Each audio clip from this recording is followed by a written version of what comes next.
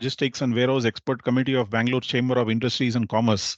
So let me thank you all for joining this webinar, and we have a very interesting agenda in front of us. And I'm hope at the end of this, you'll be richer in terms of the knowledge, experience, and also the current context of what is happening around 3PL. So this is agenda we have, and we will have a very brief welcome address, and I'll set the context. My name is Krishna Kumar. I'm the managing director of Simbus Technologies, which is a supply chain technology and services company, and I'm also the chairman of the Ecom and SCM committee. So I'll take 5 minutes and then I will pass the baton to Mr. Nataraja Subramanian, who's the managing director of Miebach Consulting. So he's going to deliver a keynote speech on how 3PL can play a very critical enabling role for your supply chain and really transform the supply chain. And after that, we have a 45 minutes panel discussion with Q&As. And joining Nataraj, may I request you all to kindly mute your mics, please? Thank you. Joining Nataraj is Mr. Rajkumar S. He's the founder, MD and CEO of Sequel Logistics, a very critical care and a precious logistics company. And Mr. Veerabaskar, who's the CEO for 7 Mile Shift, a supply chain consulting company. And I'm going to moderate this discussion. And at the end, Dinkar, who's the VP Corporate Strategy and Transformation at Flipkart, he's going to sum it up and deliver a vote of thanks. Some very basic ground rules before we start. Kindly keep your mic on mute so that there is no disturbance during the webinar. Only the panelists and speakers can unmute their mics and then contribute to the discussions. If you all have any questions on the topic, you want to ask panelists anything, kindly send it on chat. So we'll be monitoring the chat. We will pick up questions. We already have received several questions, which we are going to try to answer to the best of our ability. And kindly switch on your cameras. This is a event which is online, so at least we get to see each other's faces and get to know each other. So with that, let me also quickly take this opportunity to give a quick introduction to Bangalore Chamber of Industry and Commerce. It is a leading industry organization in Bangalore and Karnataka with about 47 years of legacy behind it. And we have a varied mix of companies, domestic, international, which are part of our membership. And the simple task and mission of BCIC is to promote Karnataka, facilitate and promote business contacts and networking amongst its members. We have our headquarters in Bangalore. It is on off MG Road, and we have offices in Dharwad and Mysore, and we also have an office in Tokyo. There is an office in Tokyo which opened last year. So this is the footprint in terms of where all our offices are located, and our mission is to establish Karnataka as the gateway to future of India. So Karnataka has always been at the forefront of contribution to the Indian economy, not just in terms of sheer numbers, but in terms of innovation, in terms of type of industries and all that. So we would continue to promote that, and we will provide a platform for Karnataka to become the gateway to the future India. And this is what is the quick introduction. And I'm also pleased to introduce the office bearers for this year. Dr. S. Devarajan, who is also joining this webinar today. He's the president of BCIC, and he also is a senior vice president of TVS Motors. Mr. Vinit Verma, who is the director of managing director of Brigade Hospitality. He's the senior VP of BCIC. And Mr. Prashant Gokhale is the vice president, and he's also the MD of Buller India. The immediate past president is Dr. L. Ravindran, and he's the MD and CEO of WealthMax group of companies. Okay, so what is today's webinar all about? And before I give a quick quick context setting, I also want to take this opportunity to thank the BCIC annual sponsors. They have been very, very generous with their contributions, enabling us to make sure that we are able to conduct these activities and run the association and ensure that we are able to deliver value to all the members. So these are the list of sponsors: Buller, Continental, Fundermax, IAMPL, MTR, Sona Group of companies, TVS Motors, Vishwas Group of companies, and Wipro. So I thank them once again profusely on behalf of management and on my own behalf for helping us to make sure that we are able to conduct events like this. So with that, let me set the context before I hand over the stage to Nataraja Subramanian. What is 3PL? I'm sure people who are attending this are aware of what 3PL is. And if you are not, I'm sure Nataraj would set some context on what is 3PL. But fundamentally, in a value chain of any company, the critical part is the supply chain. I mean, what is the role of companies? They produce goods and deliver it to customers and realize value. That is what the fundamental role is. And in this whole value chain, supply chain plays a critical part. And within the supply chain, one of the most important part, which is extremely physical, which is extremely time sensitive, is your entire logistics, right? And the logistics consists of various things. It consists of warehousing. It consists of physical movement of goods, the middle mile, which is moving it, let's say, from your warehouse, your factory to warehouse, and then the last mile, which is, let's say, from your warehouses to customers. So that is what the entire logistics chain consists of. And companies have always traditionally struggled with this because some of the operations here are extremely capital intensive, requires a lot of investments. Companies may not have the expertise. So that is where they turn to specialized partners. And one of the specialized partners in this whole supply chain are 3PL companies, third party logistics companies, as it is called.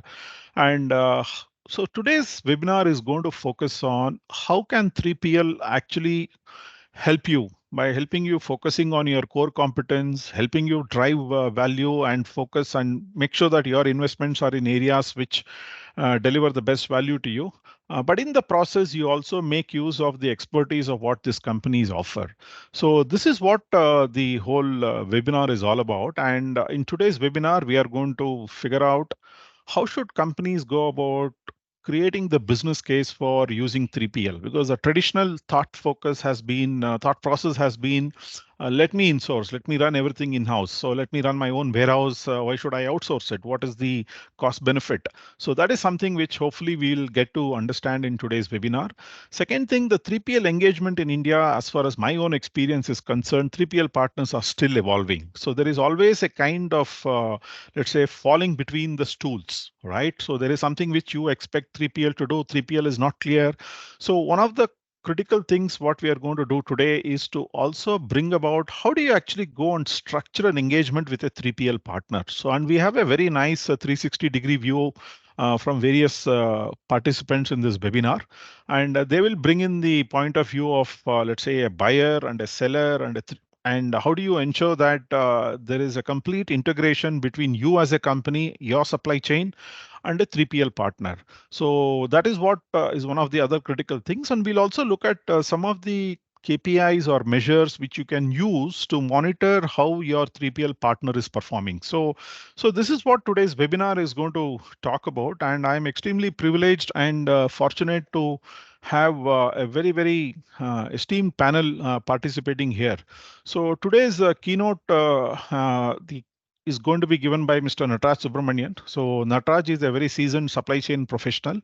After some industry experience, he's now been with Miebach for 17 plus years.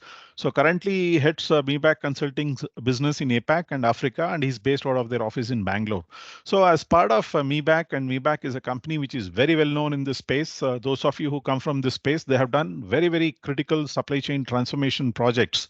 And Nataraj has been at the forefront of many of these projects, leading these projects and delivering value to customers and helping customers transform their supply chain. And today we are hoping that he will bring forth that expertise, bring forth that experience, showcase some of the case studies, and also share with us how companies have used 3PL partners and what has been their experience and what are the good examples and not so good examples of engagement with 3PL. So that is Nataraj. He's going to bring in the consulting expertise and consulting point of view. The second person on the panel is Mr. Rajkumar. He's the founder, MD, and CEO of Sequel Logistics, which is a very interesting company. They focus on critical logistics and also precious logistics. So they are the undisputed market leaders when it comes to industry segments like jewelry and critical care. So obviously that part of the logistics is very crucial. You're only not just focusing on moving goods, but you're also making sure that it moves without any kind of pilferage or any kind of attrition. So Raj is a mechanical engineer from College of Engineering, Guindy in Chennai, and did his MBA from IIM Calcutta. He has worked in reputed companies like Titan and Madura Garments in supply chain. So post his brief experience in corporates, he founded Sequel Logistics, and the company has been extremely successful over the last 19 plus years, and it has a very, very good network, and which is secure, technology driven, and also specifically designed to manage the supply chain of valuable and life science consignments. So Raj, in today's webinar, is going to contribute in terms of how, as a 3PL partner, what are the challenges in dealing with companies? Because for any partnership to succeed and thrive and do well, both the hands have to clap. So both the person who's procuring the service, or the company which is using the service, and the company which is providing the service need to have a very strategic long-term view. So he's going to talk about what has been his experience, and what kind of issues companies should take care of to make the best use of value what 3PL provides. And finally, we have Veerabaskar, who's again somebody who comes with a very extensive experience in supply chain and specifically logistics. He's got about 25 plus years of experience, and he has worked in TVS Motors, where he was responsible for the logistics and distribution function. So, as a logistics and distribution head, Veera has been at the forefront of procuring and using these services. So he can actually bring the experience from the trenches on how it is dealing with 3PL companies, right? And how to structure the engagement, and what are the pitfalls, and how to go about building the relationship and building the partnership. So this is what we have today on the panel, and I'm extremely fortunate to have these three gentlemen joining this discussion. And I now request Nataraja to take over and start the proceedings with his keynote speech. Thank you. Thanks a lot, Krishna. Thanks for having me and Raj and Veera on the panel today. Honor and pleasure to be part of this conversation. I just have a slide to use as talking point to drive some of the conversations. Let me just bring up the screen if you could convert. Just let me know if you're able to see my screen. Yeah. Yeah. Okay. So before we get to the slide, let me start it on a lighter note. Eisenhower was the commander for Allied forces in World War II, said one statement about planning, and that could be very easily true for 3PLs as well. And what he said was, all plans are useless, but all planning is indispensable, right? Very similar to the value perceived by the business on planning as a process. 3PLs are also seen, unfortunately, in that kind of a light. You cannot do away with them. You have to move your goods, you have to get your warehouses run, you have to get your trucks moved from point A to point B. But unfortunately, it's a very low NPS business. You talk to any shipper in any part of the world and take a feedback on a 3PL best of breed or a mid-tier or low-tier, they're almost not going to give a glowing feedback on the partner they themselves have chosen. And if you cross over to this side and take a feedback on how the relationship has been between a shipper and a 3PL and take that feedback from 3PL, it is going to be equally bad directionally on the shipper as well. But it is true that these two forces have to come together, and 3PL by design is an indispensable nature of how physical goods reach the hands of customers like you and me, right? And it's very important to understand how this ecosystem of shippers and 3PLs possibly could engage in a better manner so that they could unlock value for the enterprises they represent, and obviously unlock value for nation as a whole, where we seem to be spending a lot of money on logistics than where we could ideally be from a percentage of GDP standpoint, right? So let me use a slide to sort of talk through our thoughts as Miebach and my own experiences as an individual when I have engaged with both the 3PLs and the enterprises on the other side, and what we have learned and typically seen, and what we could potentially attempt to sort of bring deeper engagement between two sides, thereby driving transformation of supply chains, bringing about value creation for businesses. And I'll start with some of the key challenges we have typically encountered when we have talked to people on the 3PL side and business side. For example, if you talk to a 3PL and you take a view on um, uh, what are the top three challenges, let's say a 3PL, I'm sure Raj or Veera could have experienced this in their engagements with the business side of the world.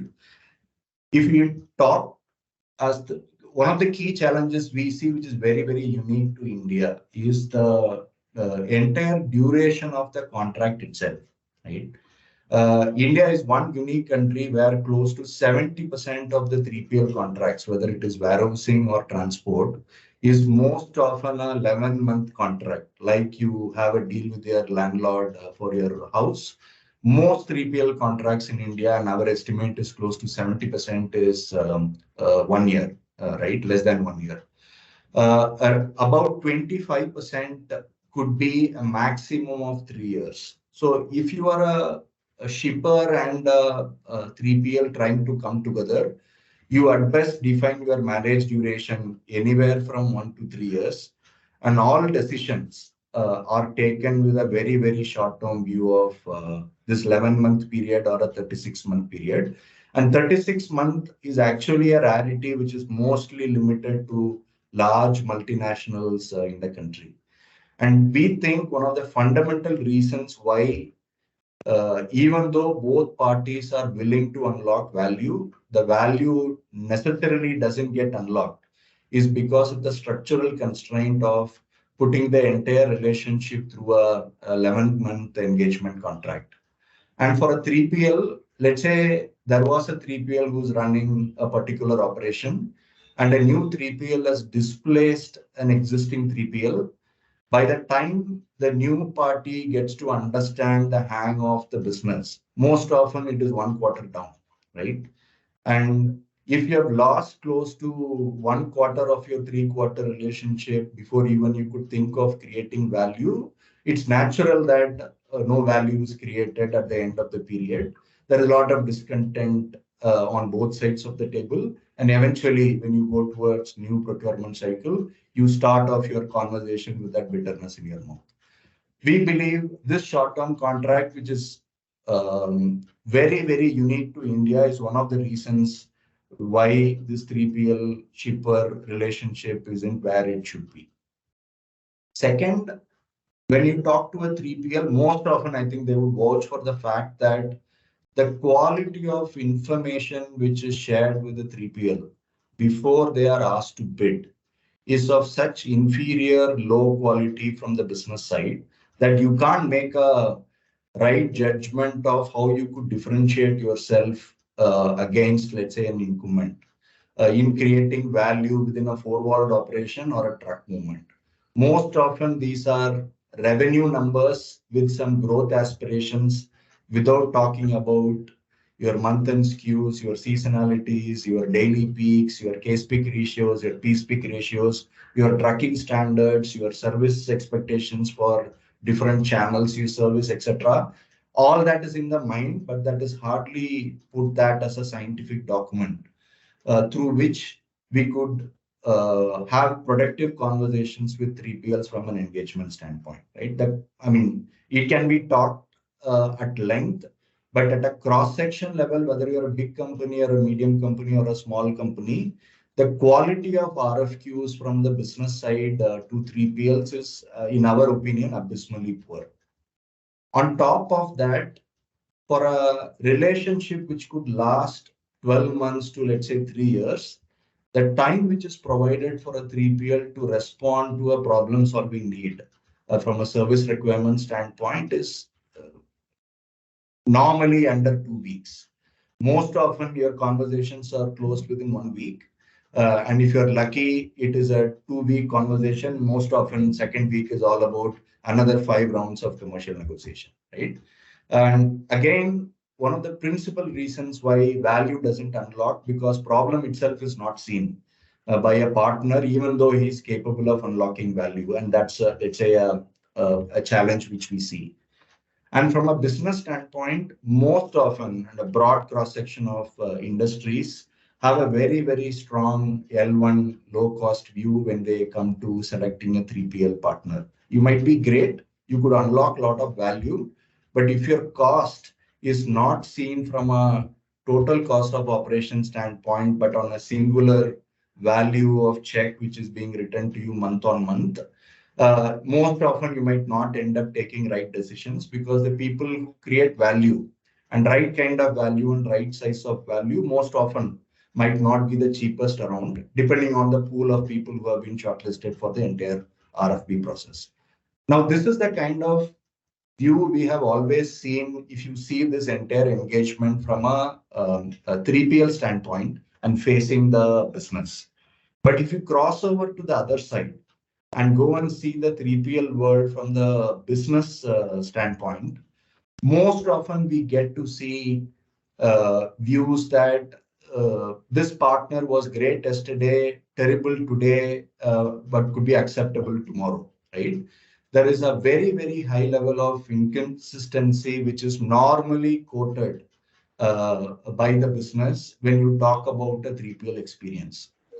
And this can be because of the nature of the 3PL who has been given a particular kind of area of work. Now, let's say if I were a 3PL and I was very good in North Bangalore, and because your experience with being North Bangalore, if you give me entire Bangalore as a territory, and by design, I'm not capable enough to service Bangalore as a territory, then my service levels in North Bangalore could be great, but I could be really, really bad when I'm asked to provide that service in a larger territory.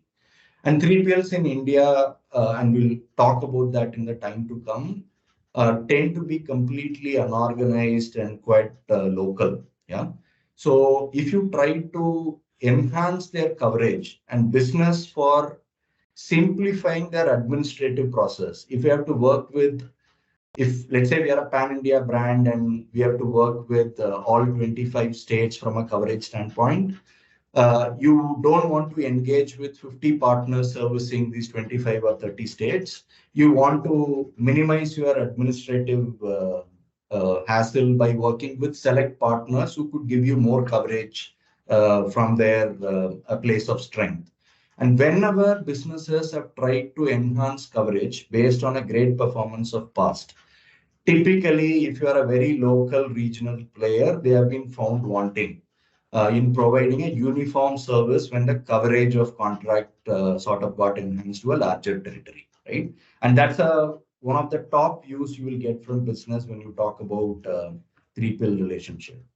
Second, inherently, we are a low-cost country where the differentiation is not going to come from the quality of automation. Let's say, for example, if we take warehousing as a part of the 3PL engagement, because we cannot differentiate ourselves through hardware technology, and everyone is throwing people to solve a problem.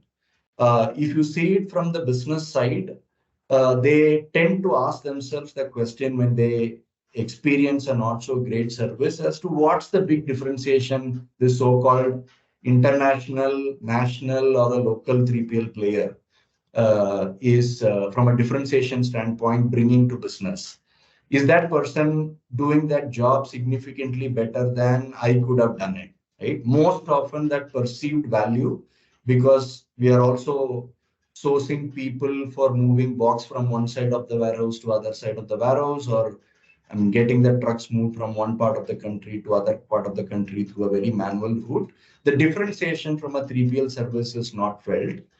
That's where specialized services like what Raj represents, right? If you say that this is an area where I am good at, and that's the only place where I can be significantly better than somebody else or the business house itself from the market, when that differentiation is very strongly brought forth as part of conversation, then the perceived value is very different. Otherwise, everyone thinks it's a job I could also do, just that I don't choose to do that job myself, right? That's the view most often business houses sort of grapple with. Last but not the least, there is hardly any technology. If you take a broad cross section of the large 3PL players or mid-tier 3PL players in the country, most often they are people who have managed relationships and labor pools in one market or more than one markets, and they are trying to scale using that singular skill of being able to muster headcounts into a box, right?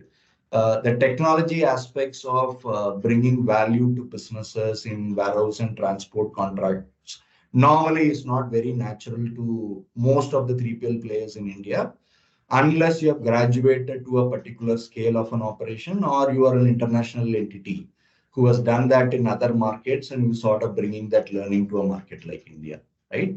Now, these are the, top challenges. If we sort of talk to people on either side of the table, that's what we typically see. And in the context of the challenges we have sort of talked about, if you try to understand the landscape, we can possibly relate why it is so, right? As a nation, we spend about $400 billion in logistics. And when I say logistics spend, it constitutes the direct spend in the form of the money that's paid to the warehousing and transport services, also to working capital, packing material, and other things in indirect form. Directionally, it's a 50-50 split on total spend, with direct spend being $200 billion and inventory and others being $200 billion, right? Now, this is an extremely large, if you just look at the size of the market, there are not many $400 billion logistics spend markets in the world, right? And whenever you see a market of this scale and you have an inefficiency from an engagement standpoint, like you see in the, like we have talked about before, you would expect that far too many people will queue out to sort of serve this market, right? But the reality of this is, despite this being a $400 billion market, it's completely unorganized and fragmented today. Far too many small players with very, very low entry barriers. If I have a 15,000 square feet space and I have 2 trucks, potentially I could enroll myself as a 3PL player and start providing a service, either attaching myself to a large 3PL company or servicing a small mid-tier firm directly. The entry barrier to providing this size, scale, complexity of service is so low. And for a $400 billion market, the size of the organized 3PLs, which are the top names in the country you could think of, is hardly 10 billion, right? And that's just 5% of the entire market. And that's the size of the opportunity we are talking about when we are saying how can we transform supply chains through 3PL engagement. And one very simple answer to it, how much ever difficult it might take to sort of go and execute it, is over a period of time, we feel that these small fragmented players will make way for larger and larger players, either through an aggregation model or through whales eating out small fishes in the pond, buyout kind of a model. And organizing a fragmented market itself could be one way to unlock value for enterprises, because the engagement friction which happens between enterprises and small multitude of less qualified fragmented players, that friction will naturally come down, and hence that could be an opportunity in itself, right? It's also important for people, now that you see such a big, large opportunity, and if you're a 3PL player wanting to scale up, or somebody wanting to get into this market and disrupt it in the newer way of doing things, there are a few important aspects you might want to keep in mind directionally, so that you could be a significantly better player when you enter this market today as compared to the crores of people who are already serving this market today. One of the first things which is sort of emerging is, because far too many people are providing sub services in a warehouse transport handshake for business, large enterprises are beginning to feel the need for one entity which could sort of take care of their end-to-end supply chain needs. In that sense, some part of the world calls it a 4PL mindset, where everything from planning to inventory to distribution to warehousing to transport to tech stack is sort of owned by one large entity. And that entity, who is a specialist in providing an end-to-end supply chain service, significantly better than either a part player who provides only warehousing service or transport service, or the company itself, is possibly the need large enterprises in the country are looking for. And if you look at some of the large deals done by India's largest 3PL players, the tectonic shift in decision making is, can you be a long-term integrated partner? I will trust a 250 to 500 crore annual supply chain spend with you, and I give you a 5 to 7 year runway. So the contracts get longer, the elbow room, leg rooms to operate get significantly enhanced. And if you're a specialist who could unlock that value within a broad range of services from warehousing to transport to inventory to planning, the play has gotten stronger and better, right? And that's one of the key trends which is emerging. And people who have the intent to go and play that integrated service are upping the ante with respect to conversations with large business houses. And clearly, there are companies which believe that warehousing and transportation is not my core competency. I'm great in car manufacturing. I am great in consumer goods distribution, or I am a marketing company great in selling colas. But I don't want to be moving boxes or placing trucks and managing warehouse management systems today, right? Just that there is a dire dearth of quality players in that market, that they are choosing to do that even though they are not fully capable of unlocking that value through established partners, right? And that's one of the key trends we are clearly seeing. Second, two important trends from a tech stack as well as complexity of business standpoint.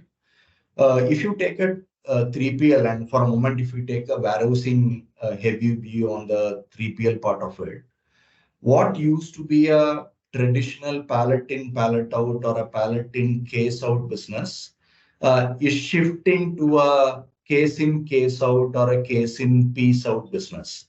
And this shift is brought about by two things. One is our ordering frequencies at end customers have significantly increased for the same ticket size we buy in a month. So we are doing top-ups significantly more than what we used to do before, even though our monthly ticket spends on a particular category has remained largely the same. Now, when I do more transactions for the same ticket price, the quantity of transaction comes down from a pallet heavy buy to a case heavy buy if I'm a distributor, or from a case heavy buy to a piece heavy buy if I am an end customer, whether I am a retailer, online or offline, right? Now, this makes a big change from an operational capability standpoint for the service provider. To give you a context, every $1 billion of revenue shifting from offline retail to online retail, just as a channel mix change, let's assume that we are not doing an additional 1 billion revenue, but the channel is shifting from online to offline. That singular shift in channel preference from consumer behavior results in close to 1.2 million square feet of additional space required to service the same demand of the same volume and same value.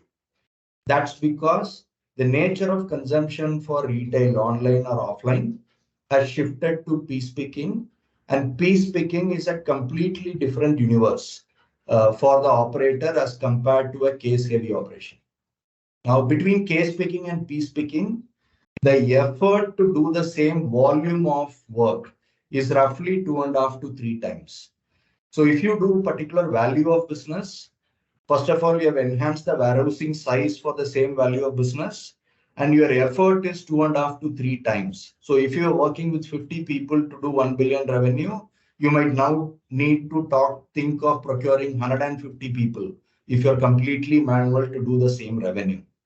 This shift in entire operation scale and hygiene uh, puts a lot of pressure on the capability of the partner when business houses are selecting partners, which is why if you talk to large house of brands today, given the 2, 3, 5% shift in channel mix from general trade to modern trade stroke e-com, the unhappiness quotient with the existing 3PL players who are used to pallet heavy, case heavy movements, because it has shifted to a piece heavy movement, that unhappiness with the house of brands, which sort of service a higher D2C portion than before, is significantly high because the partner is not able to cope with this complexity, which can only be coped better with the deployment of technology. Now, if this is the kind of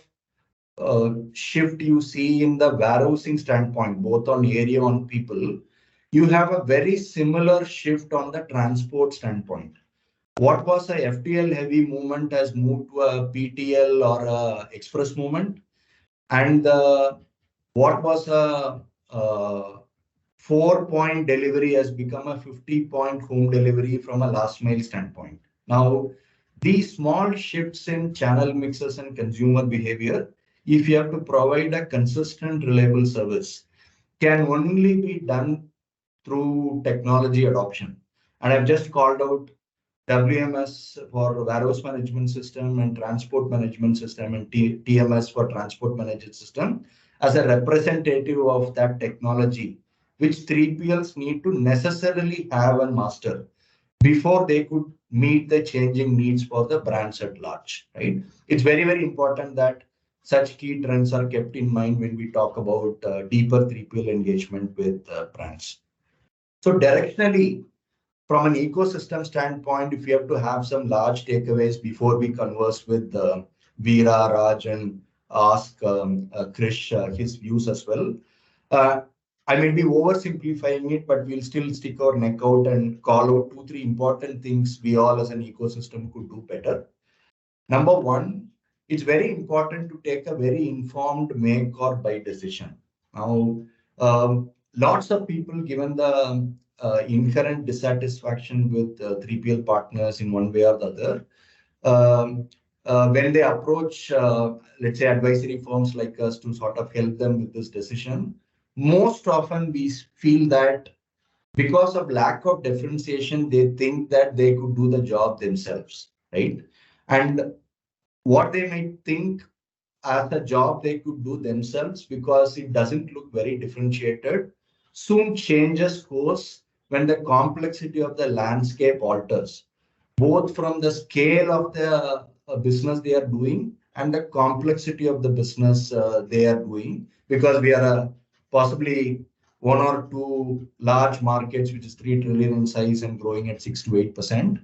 And this kind of a large market, if it is not your core competency, you better not go into 3PL business, even though it might look like a run-of-the-mill choice for people. It's very, very important to evaluate, is that your core competency?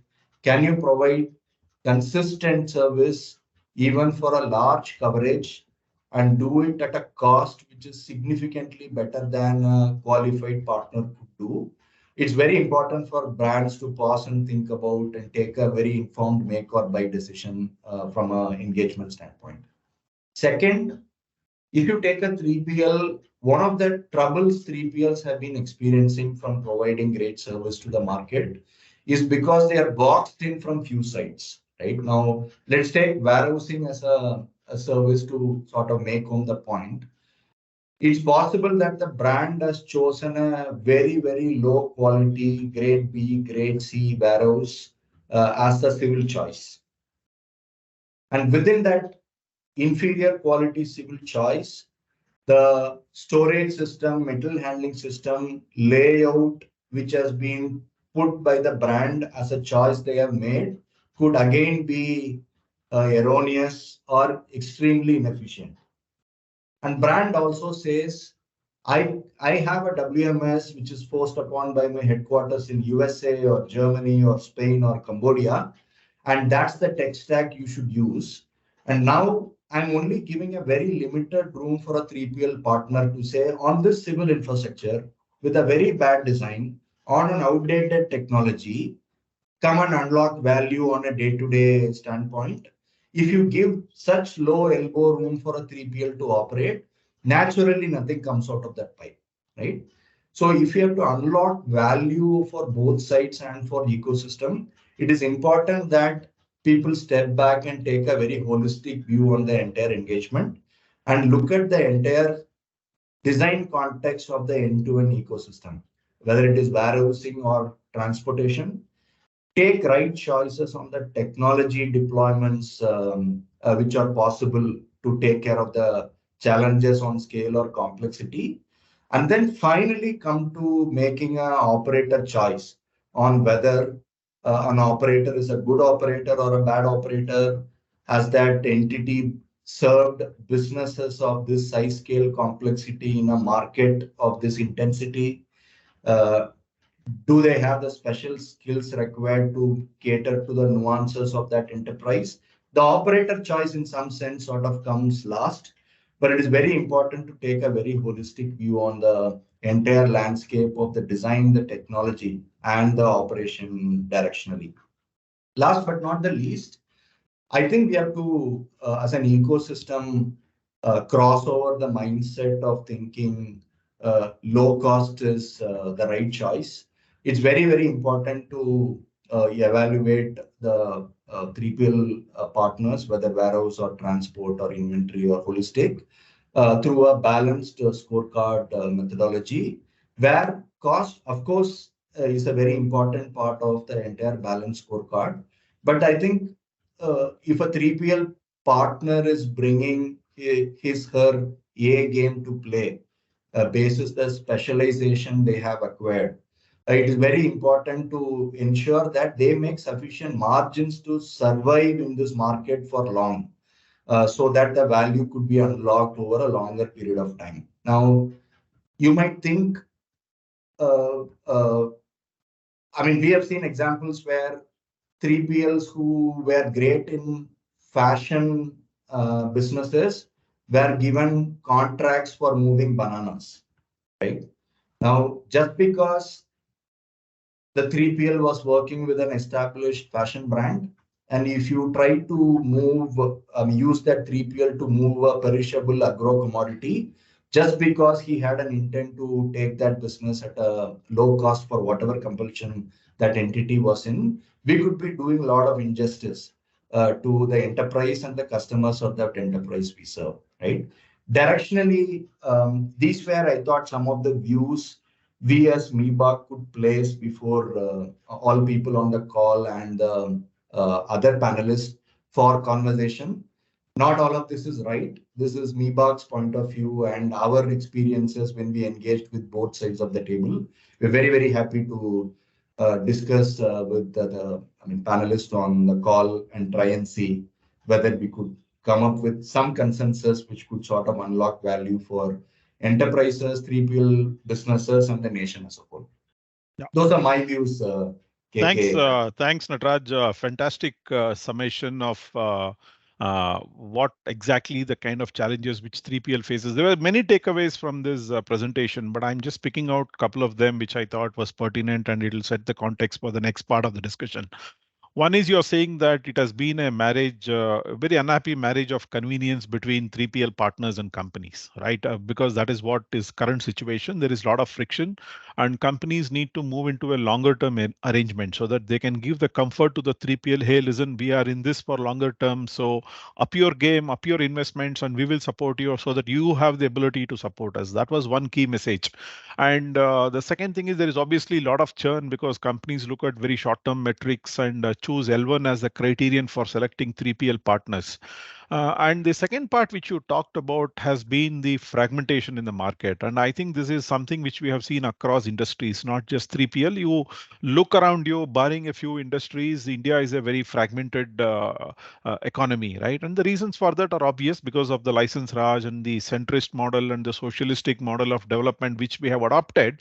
It is taking a long time to move to a completely pure market linked economy. So maybe part of the reason is due to that. And the third important point, what you talked about is from a 3PL perspective, focus and make sure that you are specialized. So don't try to be a master of all.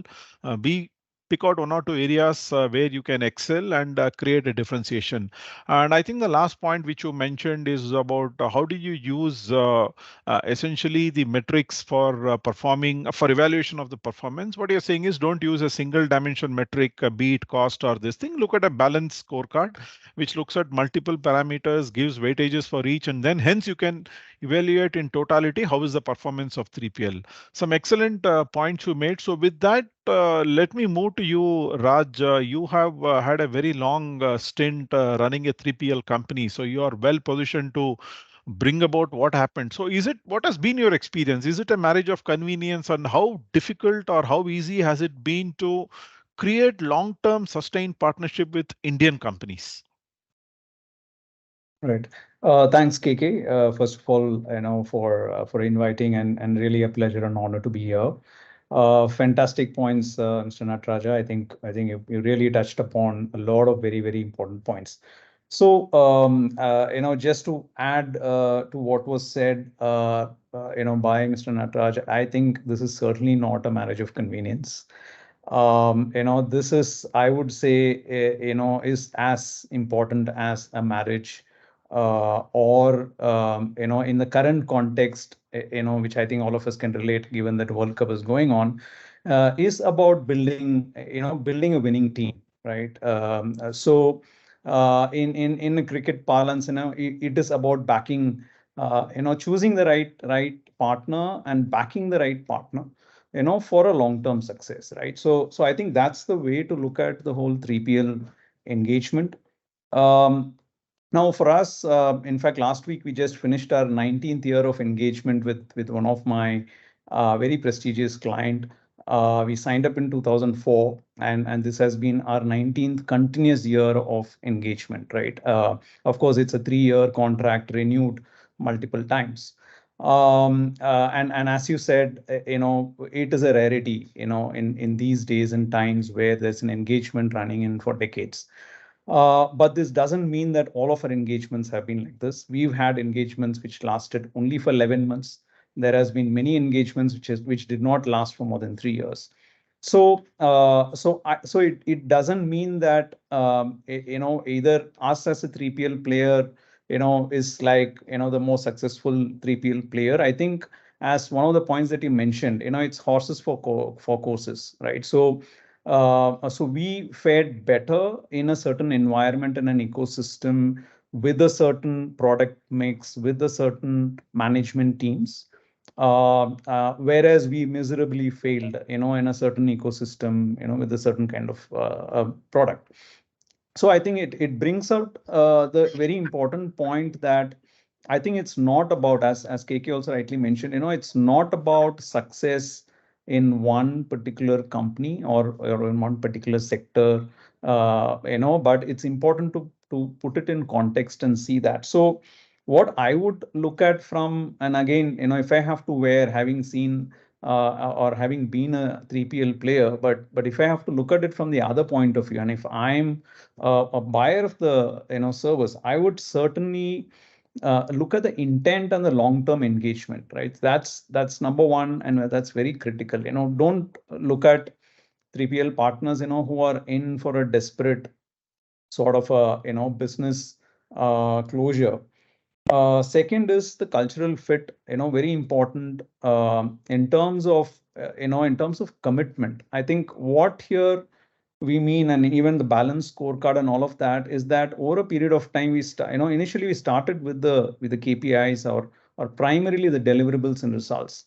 But we soon realize that results are a derivative of a number of variables, right? So it may or may not occur from the 3PL alone. But what certainly is in the control of 3PL, which the client can certainly make an assessment on, is on three things. One is certainly the efforts made, the intent, and the value systems, right? So there are certain non-negotiables, and there are certain things which you're okay with. And a lot of times we find that the clients actually do it the opposite way, where some dispatches have not happened, or certain things have happened, and then they get very impatient, all of that.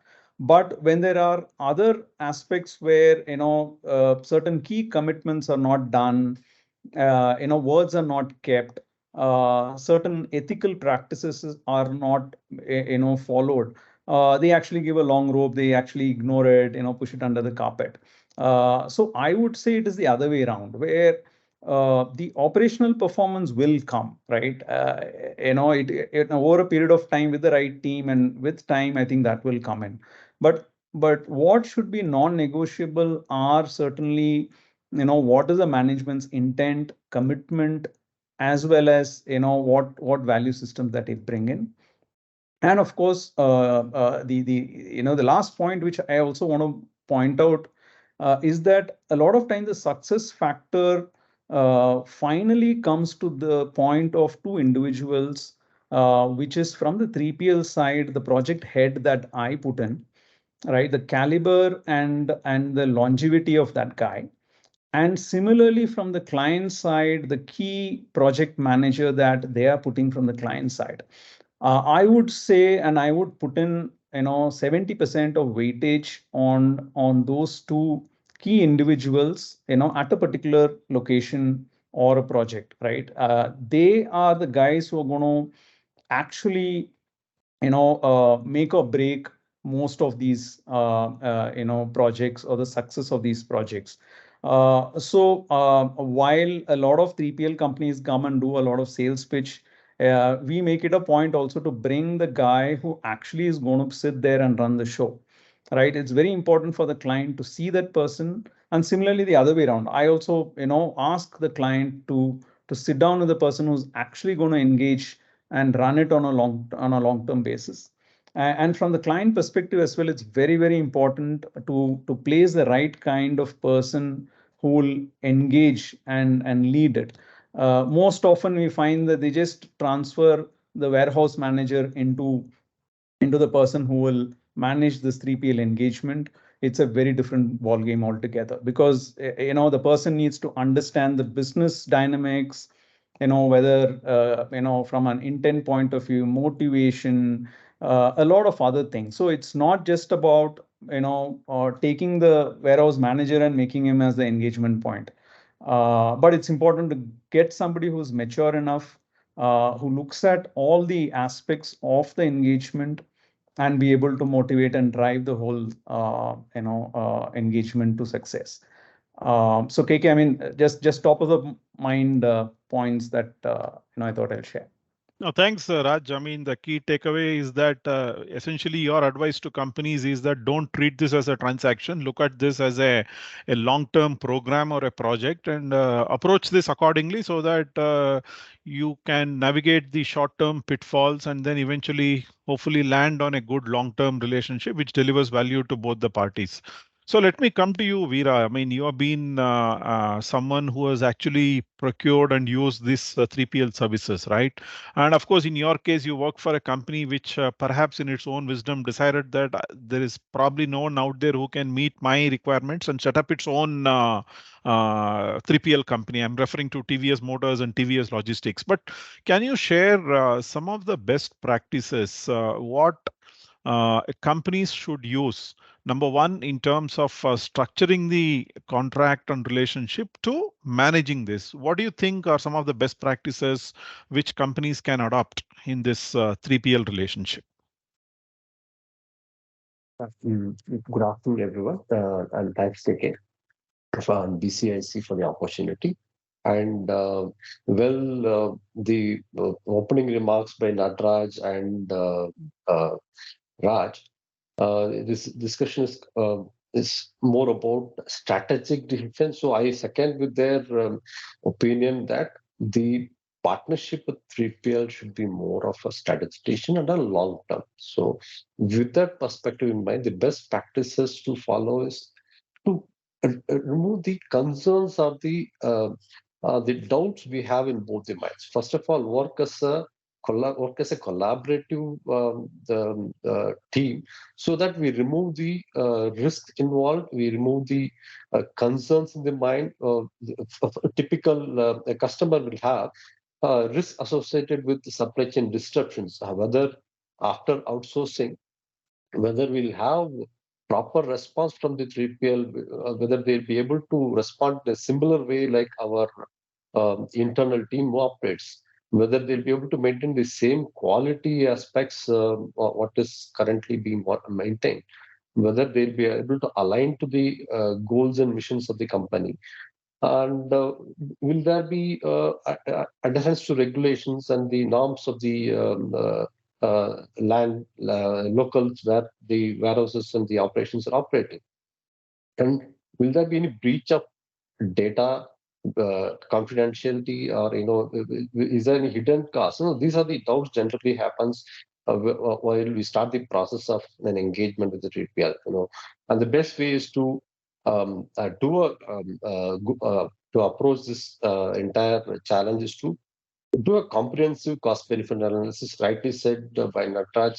Have a end-to-end the balanced scorecard approach, ensure all the aspects are covered properly, articulate very well what are your specific needs. Come out very clearly with any specific needs you have in your engagement. Have contracts which defines clearly the roles and responsibilities and the dispute resolution mechanisms. And KPIs, SLAs, performance reviews, which are very going to be very the part of the exercise, but these are basics have to be followed. And adding to that, have a proper communication channels, escalation matrices, which will address the customer the concerns as well as the 3PL's concerns. There might be challenges 3PLs might be facing because of your own inputs what are not right. So there should be proper escalation matrix and avenues for the 3PL to have a discussion with you, have an open argument, so that we can come up with systems and processes, lay out SOPs and procedures, so that the occurrence doesn't happen again. That is the way of looking at how to engage. And on the best tool which can help in overcoming these kind of challenges, the engagement is to have a better IT integrations, so that it takes away the manual element of subjectivity in decision making, in your the ambiguity in the data can be removed. So on the SOPs and procedures, lay down processes, learning from the failures, which will address gray areas in your operations, which are not spelled out when you started the engagement. As and when it happen, capture it. For example, when is the trigger point for a premium freight? Now, when do you bypass FIFO of order execution? When do you actually do overtime? These are the operational challenges which happen day in, day out, but it's not spelled out clearly in the contractual agreements. So put SOPs, build on the failures, and give time to the 3PLs to actually learn and set up, be forgiving, and at the same time demanding equally. Yeah. Thanks, Veera. So, I mean, the key takeaway, and it's a common theme which has come out in all from all three of you gentlemen, is that number one, it has to be a long-term and based relationship based on trust. You also brought about some of the critical points with respect to how do you take out human decision making from this, use more of IT, all that. And I can also talk from my own experience. I think one of the pitfalls or one of the problems which companies commit is that they never involve the 3PL partner in planning. I mean, just imagine if you could actually give visibility to your 3PL partner on your demand plans or your plans to expand into new channels, be it geographies or be it market segments. And most companies are hesitant to do this because they think that it's a confidentiality issue. They don't want information to go out into the market on what are the new launch plans or new products. But unless this is done, so for example, companies have their own internal S&OP meetings, right? Sales and operation planning meetings. Why not have a similar cadence and similar planning meetings with your 3PL partner? To me, companies have to approach this from that perspective. So if I'm able to look at a 3PL partner as my own, let's say, extended in-house function, then perhaps some of these things may change. But good points, Veera, from a practitioner's perspective. So let me come to you, Nataraj. I mean, one of the, as you rightly mentioned, the way the companies decide on 3PL partner is, okay, here is the L1 and I'm going to go with him, right? Now, how do companies look at the total cost of ownership? For example, there is a 3PL partner who has given a L1, let's say, and there is another partner, let's say, a global company, which obviously brings in hopefully a better service levels and better this thing, and they are, let's say, 20-30% more. So what is the framework which companies should use to kind of figure out which partners to? So let me take a step back. Even before you actually do that, for example, warehousing, typically companies run their own warehouses, but today warehousing as a service is available, right? So how do I create this framework to evaluate, make, or I mean, buy or do my own in-house, in-source or outsource? So that's the first question. What are the different? I mean, I'm not looking at an exact equation or this thing, but broadly, what are the costs, both visible and hidden costs? Second, how to choose between partners going beyond the L1. So what are the directions or what are the recommendations or prescriptions you would put forth? Yeah, uh, like Veera mentioned, this is one of the very important strategic choices one makes, whether I want to do that part of operation myself or go and choose player A or player B on it, right? Most often, while it might look very complicated from outside, whenever we have tried to solve it, it's actually a few hours of conversation with a strategic leader on, do you think it's your core, right? And if someone can answer that question honestly, representing even their supply chain function, most often it becomes very, very clear that that's a function we will want to run and operate on our own or take help from. The reason why e-commerce companies have their own 3PL operation themselves, and it is as professionally run as any other competent established 3PL player, is because that is the way they can touch customer experience.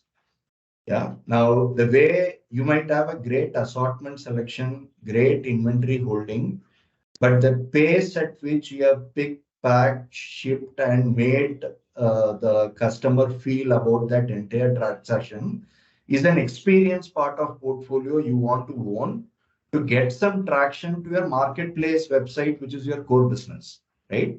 But e-commerce companies think without this part of operation, which I don't control, I cannot sort of subscribe to my main purpose, right? Hence, I will own it.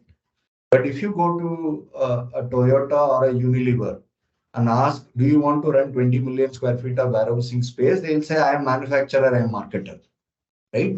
Directionally, if you really, really simplify it, most often if people could honestly answer the core competency part and whether it is connected to my purpose or not, the answer is most often very, very straightforward, right? But there are people who, let's say that it might not be core competency, but I can't afford, right? That extra, most often when you add a layer, right? I can go direct or I add a layer before I could sort of move that good to the customer. Whenever you are adding a layer, most often it is likely to take costs up unless that layer is significantly more efficient than your own operation, right? That's again a place where people have to honestly evaluate whether your own internal functioning team and the metrics at which they turn around the operation, whether it is transport cost as a percentage of sale, warehouse cost per unit of case handled or piece handled. If someone is proposing a value proposition on similar terms or better terms, but you have the confidence that it can be done more consistently by that person than the other, right? Most often, between these two lenses, you could take a decision on make or buy. That's at least our view to the part one of the question you asked. If let's say that entity has taken a chance to take a buy decision, right? How do I approach this entire process, right? We feel that, I mean, if you are a qualified 3PL partner who could make a difference, you would actually expect a very tough selection process from a qualifying paper itself. Now, in India, a good 3PL and bad 3PL get leveled because that question paper is extremely simple and not reflecting the complexities of the operation. The minute you put a easy question paper to all kinds of students, you can't differentiate between a good student and a bad student, which is why I made the point around RFQ qualities being of better standard, so that people can say, to do this complexity of operation, I will need that many people. And this is the metric I could deliver. And more objectively, you are able to put forth your performance metric even as a bidder. It makes that much easier to select a person A from person B because the metrics are that much clearer, right? Even though the metrics are clearer, if you finally want to round up everything to cost, right? You might still end up making a wrong choice because your evaluation criteria itself didn't provide for other metrics, right? At least in a market like India, normally cost will be, in our view, at least 40% of your weightage, if not more, right? In a market like India, we weigh in an extremely important factor called complaints, right? That complaints can be twofold. One, it could be your statutory complaints. Like Veera mentioned, how do I comply with the laws of the land, right? Yeah, I'm a fire and safety compliant, I'm labor clause compliant, and etc., etc., etc., right? The second could be your own internal standards of fire and safety and ergonomics and 100 other things, right? Complaints, we feel, in a market like India can have a 20 to 25% weightage because compliance is very tough in a fragmented market or an ecosystem like ours. It might most often come with a delta cost, right? Because there is a cost to provide great compliance. Now, if you take that variable out of the equation, you might get a low cost provider who is significantly uncompliant, right? And as a business, you could be paying significantly more cost because of the choice you have made. We think, I mean, cost and service, most often people have some way to capture it, but things like compliance and what has been your past track record on a similar scale of operation in a similar portfolio of products I handle, which is basically a reference, visiting a site of a scale. And we normally give that much value to a past, right? If that past had a 3-year legacy, then you know that after 3 years, what will come out of the pipe, right? Like Raj talked about, after 19 years, if someone is sticking to them, there should be some real value they have created with service of others, right? That's at least the view we have, Krishna, on the first part of your question and the second part. Yeah. Thanks, Nataraj. I mean, from my own experience, I can tell you that to kind of shift the goalpost or shift the game from pure focus on cost, 3PL companies can also look at some innovative models. And for example, I know of company, this is in the aftermarket space, right? I mean, they are not only just mere warehouse service providers or transportation service providers. They go and actually present a strong business case saying that, hey, listen, I will manage your inventory. I will bring in specialists. I will, for example, reduce the inventory level. So I will perhaps help in the moment you reduce inventory levels without compromising on, let's say, service levels, you're obviously going to have a lot of spin-off benefits like reduced obsolescence and all that, right? So maybe that is one way you could, companies could actually ask a question. Here is an, okay, one is the cost, next is what other value can you bring to the table, right? So that is something. So let me turn to you, Raj, and the question is on how, I mean, we talked about IT integration, right? I mean, obviously companies need to use technology, but share with us the experience and some of the best practices. How can companies and 3PL partners achieve this integration to help in seamless operations, basically? Sure. So I think this needs to be approached, step by step. And let me, sort of start by, going through the life stage of the engagement, right? So the way that we approach in most of these 3PL engagement is, first of all, understand the physical process, and the actual movement of material, the documentation, the handling, the physical handling of the consignments or the product, the way it needs to be stored. All of those aspects comes in first, because of course we are talking about the brick and mortar physical, consignments or products that needs to be handled. And then of course comes, the further level of refinement in terms of, how do we do it better, faster, bring down the errors, and so on and so forth, where the information communication starts getting shared. And then comes the third level of, the IT part. So in our example, what we did with our engagement, especially with this long-term engaged, company, is that for about 3 years we did completely a manual process, and of course that is what the client was doing prior to outsourcing it to us, right? So for 3 years we just took it. First couple of years we just ran how the client ran it, right? And of course, even though we being a 3PL, the client also brings along, the legacy, knowledge that that has been there for many years that they were handling, and it's important to first understand that. After 2 to 3 years is when we realize that there are a lot of pockets of, processes which can be improved. The stacking can be done better. We're moving around too much. Errors are coming about where, it's difficult to identify them, and so on and so forth. And then is when we, along with the client, developed a software, and WMS, as they mentioned. Of course, at that point in time, we didn't have a WMS. Subsequently, with the newer clients, we go with our own WMS, of course, with the open mind of customizing it as per the product and the process of the client, right? So in my opinion, I think, the IT integration, of course, is extremely important, but it comes a little later in the life stage, before the earlier steps of, understanding the process, understanding the frequency, handling the product, low damages, no errors, compliances, all of those are taken care.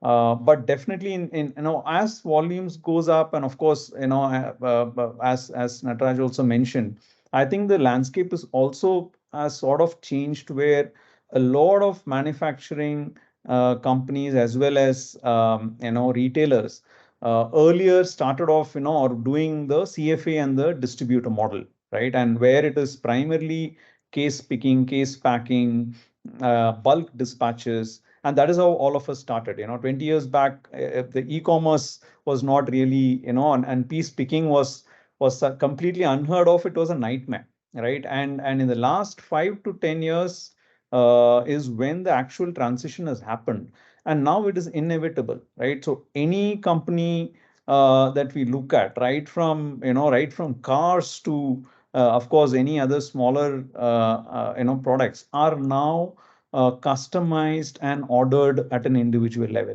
So ability to, and this I would even say, follows the manufacturing process, where earlier, it used to be bulk manufacturing, right? And then subsequently it also then got broken down into, batch wise, and then individual manufacturing. So similarly in warehousing and transportation as well, where it started off as bulk has now, slowly moved into an individual warehousing requirements as well as the logistics delivery requirement. So, and that's a sea change. And this, I think, needs to be, discussed with the client. In fact, with most of our clients, what we do is in the 3PL warehousing itself, we create a separate area for handling the e-commerce, deliveries, right? Both in terms of storage as well as for transportation, because the game is very different. So bulk, CFA, distributor dispatches are something, and if you try to do both together, it's going to be a complete mess, right? So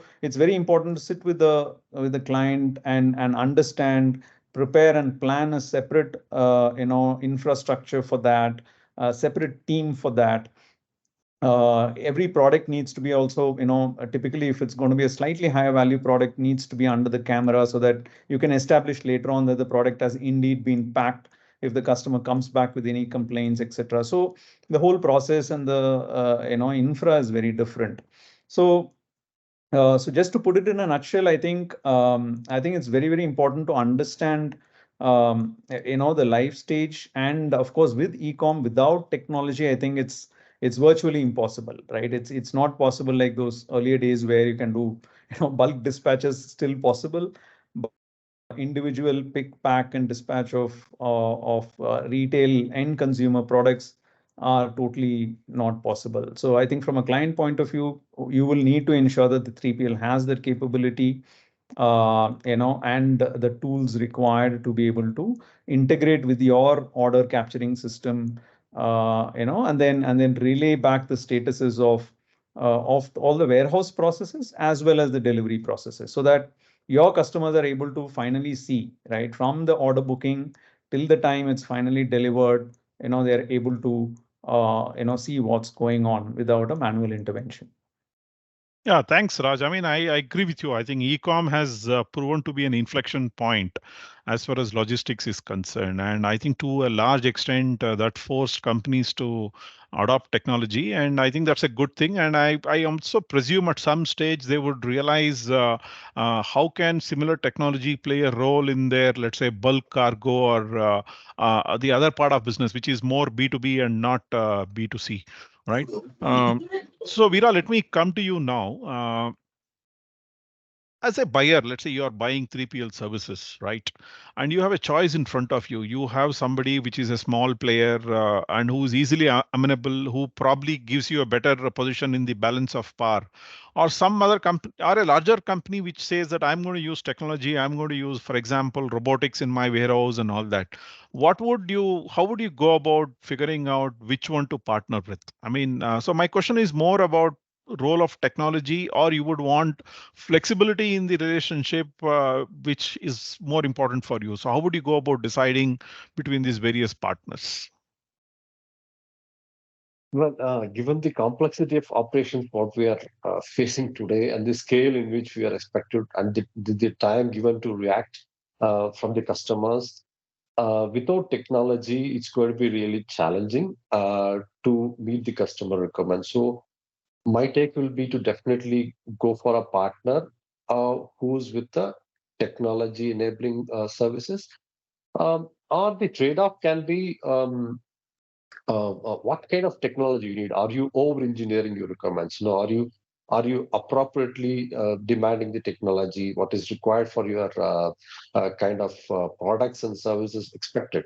So if that trade-off is possible, then I would definitely go with a guy with more flexibility and optimal technology. That's what I would look at.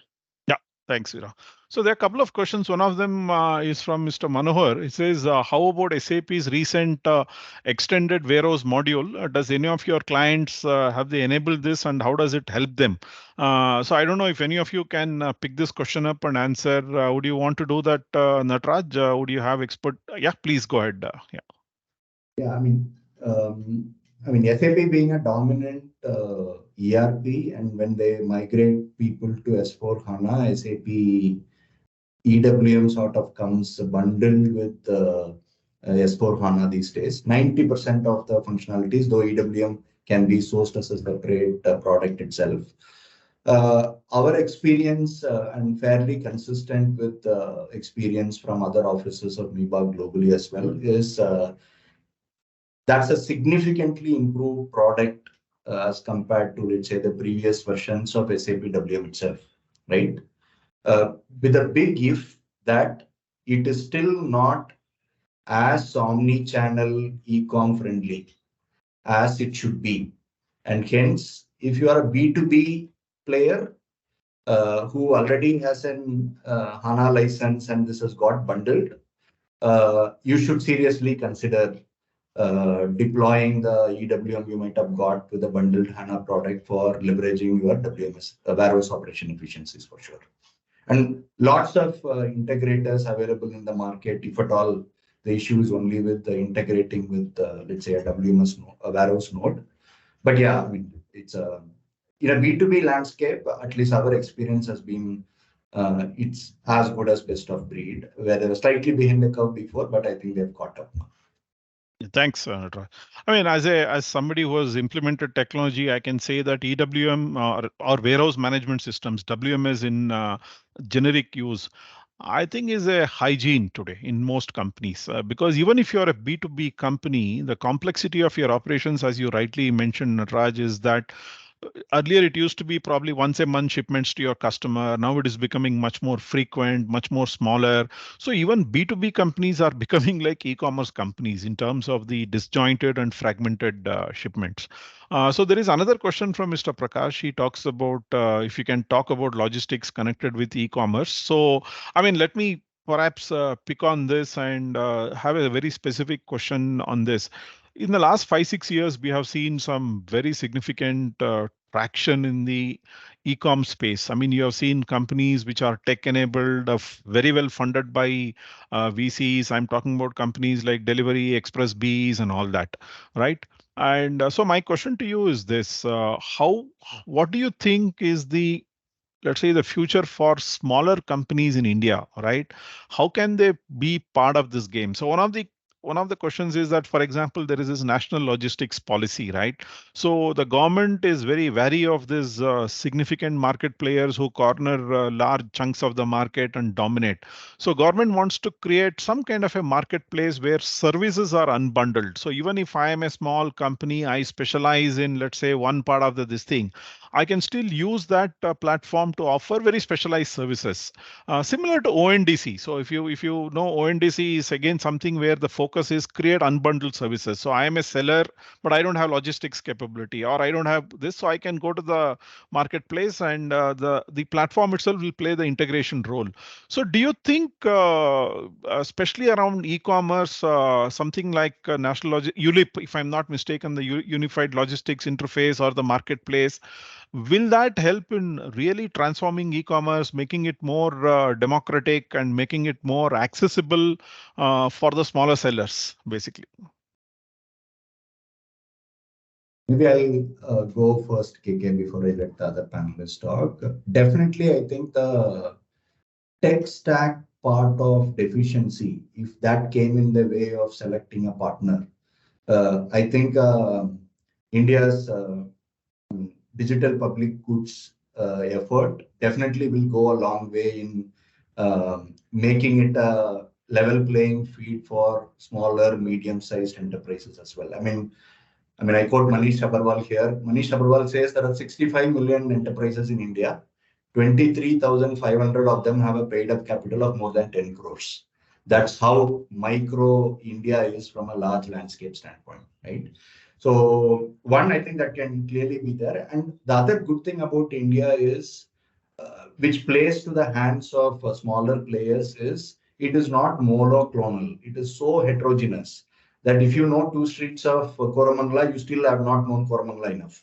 And the local player brings that last mile understanding, which is why India's largest 3PL player is still struggling to cross 8,000 crores, right? Because you cannot provide uniform service because India has many countries when you bring that together.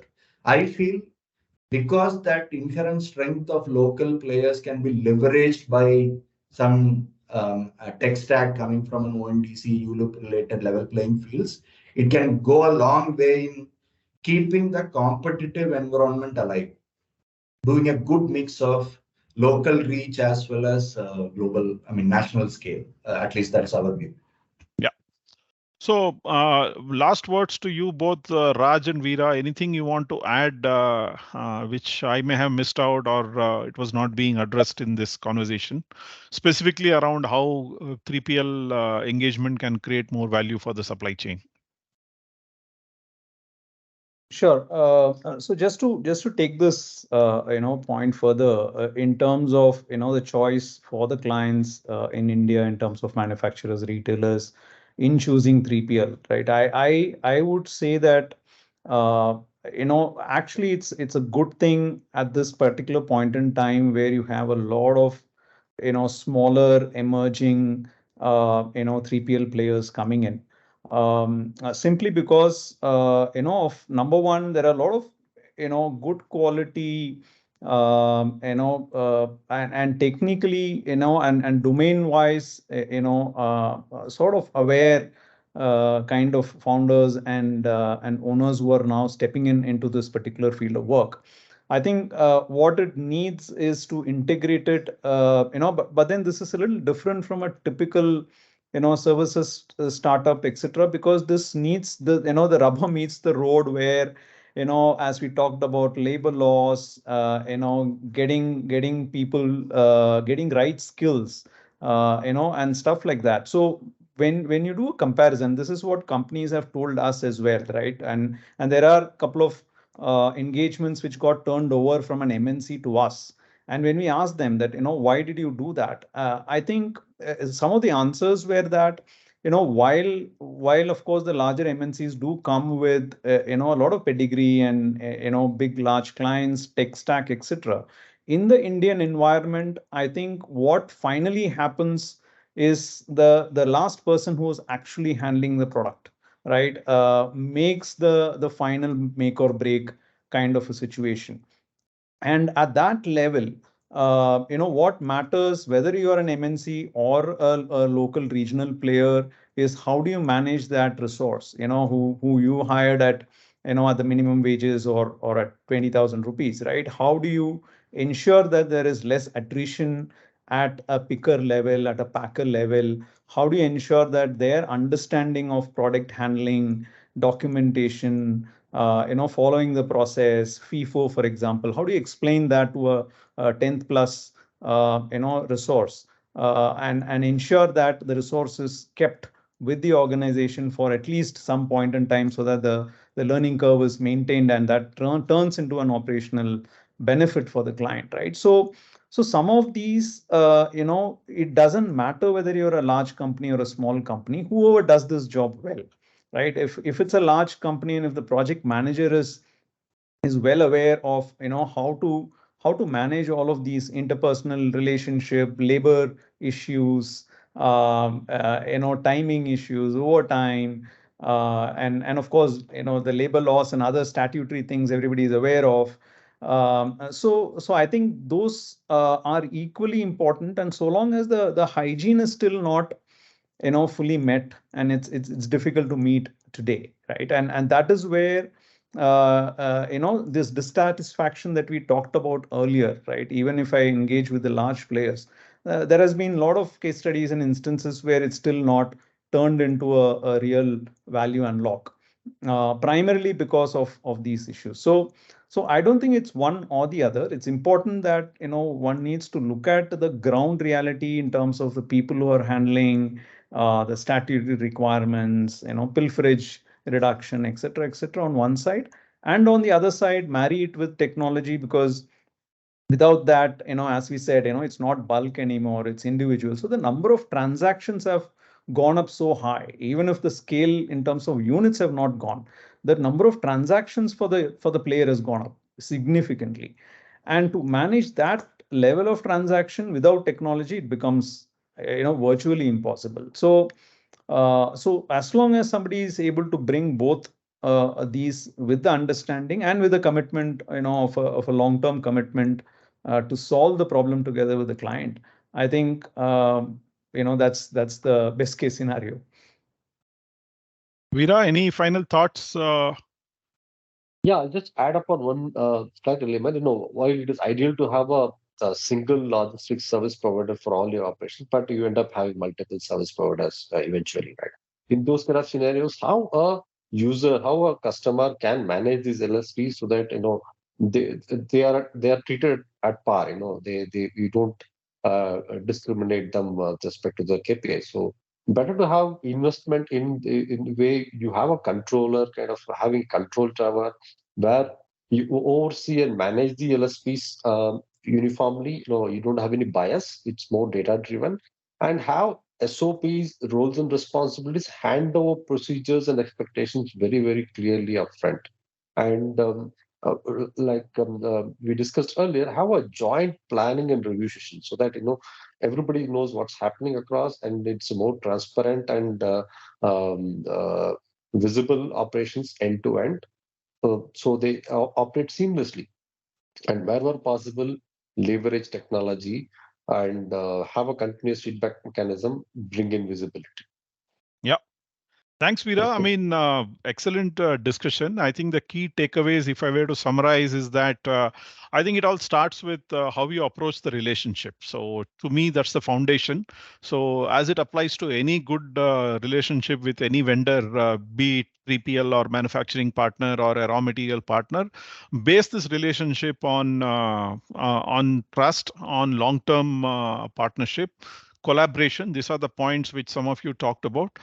Second thing is bring about, have some patience in developing, because you can't have 11-month contract and expect them to perform magic. So be patient, give it time for the relationship to mature and start delivering. That was the next thing. And I think the third thing is also about you make judicious use of technology, because obviously with some of the business segments today, especially e-commerce, you can't run operations in a very manual way. You need to use technology, but use it judiciously. Make sure that you use the right technology. And I think the other important point which Raj talked about was, while you have technology, while you have all the trust, eventually on the ground, it is the people who run the supply chains, right? And the people who are out there in these warehouses are people who don't, who may not have the great educational background, but they are all people nonetheless. They are fantastic. So coach them, guide them, train them, invest in them. So if you don't do that and use them merely as tools, so okay, I need to do some pick pack and send it, it's not going to work. So make them feel part of the team. Let them take pride in the job what they're doing. So this is how I guess it evolves. So very good. I mean, I think a lot of us, perhaps some of us, may feel frustrated. Things slowly on the ground, right? This is the frustration in India. But I can, having seen this supply chain for the last 30 odd years, I can say that things move slowly in India, but surely. So there is no going back. So let's be hopeful. Let us be sanguine. Definitely transformation will happen. It may take more time, but it is much more sure. Dr. Devarajan, if you're around, can you please propose a vote of thanks before we bring this to conclusion? Sir, he's not here, sir. He's gone now. Okay, he's gone. Okay, great. So let me do the honors myself.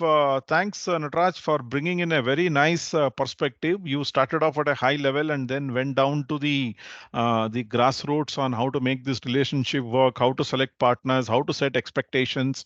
That was very good. And what you talked about was, I'm sure, a lot of good, interesting takeaways. And Raj, as a practitioner and as somebody who has been very, very patient in this industry, because I mean, my own perspective is 3PL or logistics was seen as all glorified truck operators, but you have taken this industry to the next level, brought in a lot of professionalism, and you have, I mean, the proof of that is you have had relationship with industry leaders for long times, right? It's not easy to have a 19-year-old relationship with an industry player in leader. Right. So that's a testimony of having gone through multiple cycles, some good, some bad. So thanks for sharing your insights. And Veera, thanks for your insights, because you have been there buying these services, you have run programs, and your whole view of manage this as a program, look at this as a collaborative effort, I thought were excellent points. So thank you to all the panelists and the keynote speaker, and also to all the audience for your attendance. I hope this webinar today was useful. I enjoyed listening to the speakers, picking out what is happening in the industry. industry. I'm sure each one of you had good, interesting takeaways. So thanks everyone for joining this webinar. Bye. Thank you. Thanks, KK. Thank Thanks you. for Thank joining. you. Bye. Bye. Thank you, sir. Bye. Thank you. Bye. Thank you. Bye. Bye. Thank you very much.